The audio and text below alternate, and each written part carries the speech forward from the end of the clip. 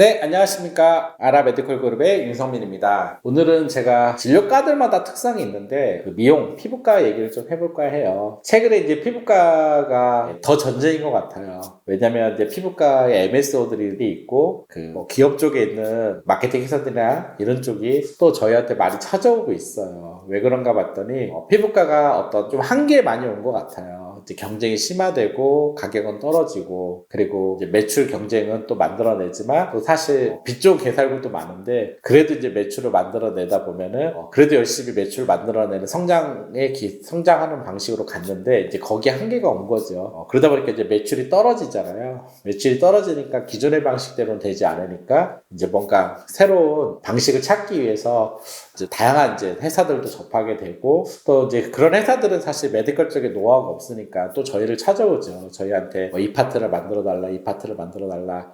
근데 더 놀라운 거는 최근에 만난 재밌는 기업 마케팅 회사인데 메디컬에서 그래도 잘한다는 마케팅 회사를 자기들이 뭐 1위부터 뭐 5위까지 다 만나봤대요. 그 노출되는. 근데 이제 만나보고 느낀 게, 제대로 마케팅을 하는 회사를 만난 적이 없다고 저한테 얘기하더라고요, 그 대표가요. 그래서 왜 그러냐 그랬더니, 참 재밌는 게, 아직도 정말 자기네들은 이제 컨텐츠를 만드는 게 뭐 되게 많은 노력을 하는데, 정말 그거를 제대로 하는 회사를 못 봤다라고 얘기를 하더라고요. 그리고 이제 내부 시스템을 좀 더 가치 있게 만들어서 이런 부분까지 마케팅해서 어떤 시스템을 만드는 회사를 만나지 못했다. 그래서 저희랑 미팅하면서 오히려 진짜 이런 거를 처음 만났다고 이제 얘기를 하는데 한편으로 되게 좀 뭐라고 해야 되나 안타깝더라고요. 왜 메디컬의 마케팅 회사들은 그 정도 수준에서 머물러 있을까 좀 그런 생각도 많이 하게 되는데요. 어쨌든 제가 오늘 말씀드리고 싶은 거는 우리가 지금 서 있는 어떤 그 시기가 어떤 시점이냐라고 한번 고민해 봐야 되는데 제가 이제 컨퍼런스 때 전반적으로 우리나라 메디컬이 매출이 전반적으로요. 그러니까 전체 진료과라고 하면은 한 7, 80%를 차지하는 그 진료과들이 매출이 떨어지는 시점에 이제 오지 않았을까라는 생각을 해요. 그게 이제 매출 떨어지는 경험을 처음 하는 거예요.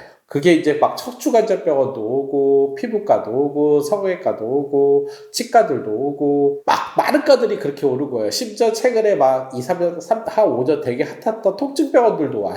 매출이 떨어졌다고 오고 그런 병원들이 이제 떨어지는 경험을 처음 한 거예요. 그런 병원만 오는 게 아니라 지역의 최강자 병원들 있잖아요. 10년, 20년, 심지어 최강자로 있었던 병원들도 매출 떨어지는 경험을 올해 처음 하는 병원들이 찾아오는 경우가 많았어요. 그래서 저희는 이제 많은 병원들이 찾아오니까 딱 현 시점에서 어떤 그 트렌드를 읽잖아요. 그래서 제가 참 특이하다 생각을 많이 했어요. 왜냐면, 왜 올해 좀 그런 첫 매출 떨어지는 경험을 많이 한 이제 크고 작은 병원들이 찾아올까. 그건 어쨌든 여러 가지 요소가 있겠죠. 불경기란 요소도 있겠고, 수요 공급에 있어서 지금 더 이상 이제 수요가 늘지 않는 점도 있을 거고요. 그렇다고 이제 메디컬이라는 게 수요 공급에서 수요가 갑자기 줄고 뭐 공급이 늘고 이런 건 없잖아요. 근데 이제 서서히 쌓인 것들이 인구야 뭐 벌써 줄은 거 알고 있고 이제 서서히 쌓인 것들에 다 맞물려서 좀 터지는 시점이 올해가 아닐까라는 생각을 하고요. 그리고 내년에 이제 또 우리가 스태그플레이션에 들어가 있잖아요. 그래서 내년에 더 많은 병원들이 이런 경험을 할 거라는 생각을 해요. 그러면 이제 첫 매출 떨어지는 걸 경험하는 거예요.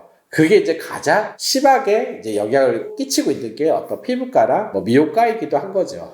그럼 이제 그런 병원들은 이제 우리가 어떻게 해야 되냐라고 다들 고민이 될 거예요. 그게 이제 우리가 고민해야 되는 단계인 것 같아요. 이제까지 우리가 한 번도 경험하지 못한 뭐냐면 계속 성장을 했는데 이거 우리나라의 어떤 산업적 변화의 고민과 지금 같은 거예요. 지금 우리나라 산업들도 계속 성장하다가 사실은 지금 이제 더 이상 산업의 한계가 왔을 때 성장의 한계가 왔을 때 고민을 하잖아요. 어떻게 가야 될지 새로운 신사업으로 가야 될지 이런 고민들을 하잖아요. 그런 것처럼 전반적으로 이제 계속 성장하는 시대에서 이제 우리가 저성장 시대에 오면서 메디컬도 그 안에서 이제 우리가 어떤 고민을 해야 되냐라는 이제 시기가 온 것 같아요. 이제 이런 시점에서 이제 제가 이제 한 가지 정확히 말씀드릴 수 있는 한 가지 뭐냐면 결국은 이제 컨텐츠에 우리 병원의 가치를 올려서 고객이 더 늘지 않을 때는 수익을 보존할 수 있는 방법은 뭐예요? 어쨌든 더 뺏어오거나 경쟁력 다른 데에서 아니면 우리 가격을 좀 더 잘 받아내는 거 방법이잖아요. 그래서 저는 결국 이 두 가지를 같이 해야 된다고 봐요. 그럴 때 이제 예전 방식이 아니라 결국 소비자들이 이런 시기에 들어오면 이제 선택을 하는 신중성이 생기잖아요. 신중해지고. 그러니까 우리 병원의 어떤 질을 높이는 어떤 과정이 필요해요. 그래서 제가 강의할 때 가장 많이 얘기하는 게 우리 그 아마존의 제프 베조스 회장님이 하신 과거에는 알리는데 70% 에너지를 쓰고 30%를 이제 컨텐츠 서비스를 하는데 사용했다면 새 시대는 그 반대다라는 얘기잖아요. 그래서 지금은 가야 될 방향이 결국 뭐냐, 우리 병원의 어떤 컨텐츠 전체적인 품질을 높이는 작업이에요. 그래서 제가 최근에 많은 병원들 가이드 해주는 게 딱 보면 품질이 별로 안 높아요. 그러면은 너무 막 이런 시기에 막 약을 높이려고 하지 말고 품질을 한번 시스템을 잘 만들어서 이거를 지속적으로 더 강하게 유지하고, 그리고 좀 더 이제 CRM 베이스 고객을 유지하고 조금이라도 늘릴 수 있는 전략적으로 이제 한번 전환을 해보셔라 라는 얘기를 많이 해요. 그럼 각 요소별로 있잖아요. 뭐 이 HR 요소도 있고 뭐 전화, 서비스, 각종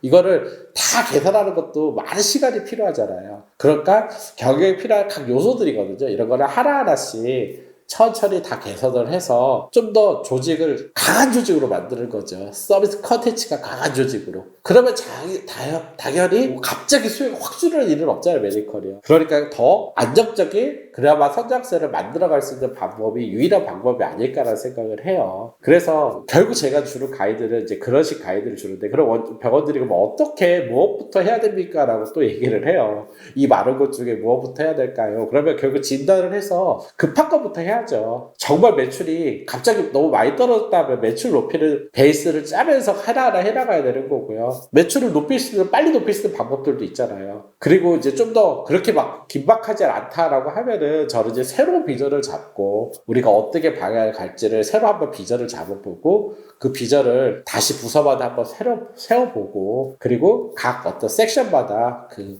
자원들마다 그 비전에 맞게 한번 전략을 수립해보고, 이런 과정도 필요하고요. 그리고 직원들이 어떤 역량 개발이 이제 중요하지 않습니까? 직원들 역량 개발도 체계적으로 어떻게 할지, 최근에 우리 컨퍼런스 때 이제 센트럴서울학과가 직원들 교육하는 프로세스를 쭉 설명해 줬는데 정말 많은 병원들이 되게 감동이었고 너무 놀라웠다라는 얘기를 되게 많이 피드백 해주셨어요. 되게 놀랍죠. 사실 신입직원 왔을 때 4차까지 하는 교육 시스템, 그리고 모두 직무를 온라인에서 전부 벌써 콜라스를 통해서 전부 교육하는 시스템, 이런 거를 벌써, 그리고 동기부여하고 직급별로 뭐 다 하는, 서로 이렇게 교육하는 시스템, 이런 것들이 사실 정말 놀랍죠. 내가 볼 때 센트럴서울학과의 이런 교육 시스템은 대기업보다 더 잘 되지 않나 할 정도로, 저도 개원할 때 저희가 교육을 해줬지만 참 저도 많이 느끼는 바가 있었는데요. 이런 걸 통해서 어떤 시스템을 잘 만들어 두는다. 그러면은 불경기가 왔을 때 더 기회가 오지 않을까요? 저는 사실 결국은 어떻게 준비하느냐가 이제 우리가 가야 될 길들은 보여요. 결국 이제 우리가 스테이플레이션 이후에도 우리는 이제 고성장하는 시대를 끝났다고 보이거든요. 그렇다면 이제 우리가 그 시대를 맞이해야 되는데, 그 시대를 맞이할 때 우리가 무엇을 준비하냐를 이제 경영자들이 잘 고민해야 되는데, 거기에 대한 답들은 이제 그런 걸 잘 준비한 병원들은 앞으로 어떻게 될까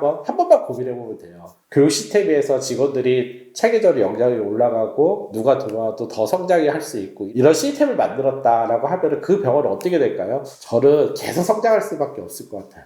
왜냐면 전체적인 한자가 줄진 않잖아요. 많이 줄진 않잖아요. 근데 그 한자들이 점점 더 잘 되는 병원을 선택하게 돼 있잖아요. 그리고 그 병원을 계속 더 소개를 만들어낼 거고요. 그러면 결국 우리가 쏠리명상이 있듯이 결국 그걸 준비를 잘한 병원에 고객들이 더 몰리게 되겠죠. 브랜드 파워가 더 생기겠죠. 그래서 저는 그런 병원들은 더 성장을 오히려 하지 않을까라는 생각을 저도 이번에 많이 하게 됐어요. 그래서 원장님들이 그 뒤로 이제 저한테 컨설팅을 많이 해서 제가 많이 만나고 있는데, 제가 주는 첫 번째 답안이 이번 기회에 앞으로 장기적으로 의료뿐만 아니라 대한민국이 그런 형태로 이제 가게 돼 있지 않습니까? 그럴 때 우리 병원을 정말 어떻게 가야 될지를 한번 고민을 해보시고, 그러면 이참에 우리가 어떤 이런 품질을 올리는 작업들을 체계적으로 한 개씩 내가 한 3년 동안 만들겠다. 그러면 그렇게 만들어진 다음에 그 병원은 어떻게 될 거냐 부분은, 저는 사실 그런 병원은 이제 어려워지긴 힘들다. 그런데 사실 이런 시기에 예전 방식 알리는 데만 계속 신경을 쓰고 서비스 컨텐츠를 만드는데 시대는 바뀌었는데 그 부분만 계속 신경 쓰는 병원들은 결과가 딱히 좋을 리가 없다. 그냥 시간이 지날수록 시대가 바뀌었는데 옛날 방식을 하고 있는 거잖아요. 좋을 일 없다라고 제가 말씀드리고 싶습니다. 참 재밌는 회사인 것 같아요. 이제 그런 그리고 이제 첫 경험에서 되게 당황스럽기도 할 것 같아요. 이제 매출이 줄은 경험들은요. 그럴 때 오히려 이제 저는 위기를 좀 기회로 맞을 수 있는 그런 우리 독자, 우리 아르캐스트 원장님들이 됐으면 좋겠고요. 이거랑 결부해서 그러면 2024년에 스태그플레이션에 오고 막 이런 이제 개원을 해야 되냐 이런 질문을 또 많이 해요.